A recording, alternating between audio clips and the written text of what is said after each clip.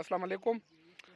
ये तीरा मैदान है और मैं अभी तीरा मैदान के खूबसूरत गांव में हूँ जिसे बरामी कहते हैं। और ये एक प्लांट है, एक पौधा है छोटा सा जिसको डेंडेलियन कहते हैं। और ये डेंडेलियन जो है ये बहुत ही कमाल का पौधा है। ये साग के तौर पे भी इस्तेमाल हो सकता है, खाने के तौर पे हम इसको पालक साग की तरह भी पका सकते हैं। और इसमें जो खूबियाँ हैं वो बहुत ही बेशुमार खूबियाँ हैं। मसलन ये कैंसर के लिए बेहतरीन है, स्टमक के लिए बेहतरीन है, डाइजेशन के लिए बेहतरीन है जिन लोगों को कब्ज़ होती है।